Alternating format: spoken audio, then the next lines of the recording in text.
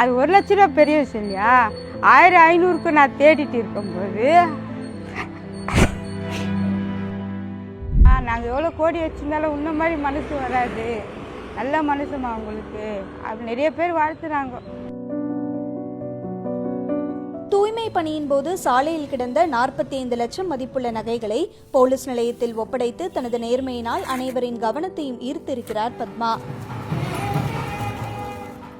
தயிர் சாதம் அந்த மாதிரி தருவாங்க, அது ஐஸ் பாக்ஸ் மாதிரி இருந்தது. சரி சாப்பாடு தான் இருக்கும், நம்ம வீட்டில் போய் சாப்பிட்டுக்கலாம் அப்படின்னு எடுத்து எல்லாமே பையில் வச்சுட்டு நான் ஆட்டோ பிடிச்சி போகும்போது பாக்ஸ் ஆட்டோவில் சாப்பிட்ற பழக்கம் உண்டு எனக்கு.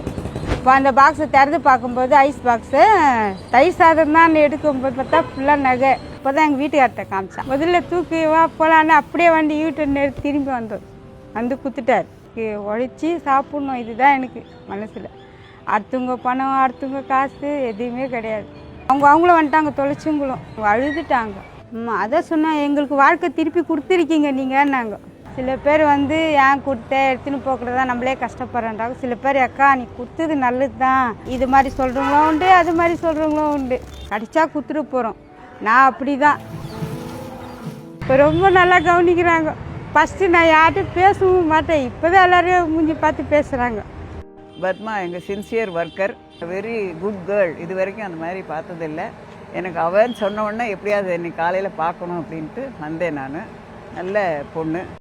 பத்மாவின் நேர்மையை பாராட்டும் விதமாக தமிழக முதல்வர் ஸ்டாலின் 1 லட்சத்துக்கான காசோலையை வழங்கி கௌரவித்துள்ளார். பொங்கலுக்கு என்ன பண்ணுறது, சரி காதில் இருக்கிற கம்பளை வச்சு பொங்கல் கொண்டாடலாமா அப்படிலாம் யோசனை பண்ணியிருந்தேன். நம்மக்கிட்ட காசு இல்லையே, என்ன பண்ணுறது, யாரை கேட்குறது. முதல்வர் கொடுத்த காசு, எங்கள் சிஎம் ஐயா கொடுத்த காசு எனக்கு ரொம்ப உதவியாக இருந்தது. அதை இப்போ நான் மாற்றி பொங்கலுக்கு ஜாலியாக செலவு பண்ணுவேன்.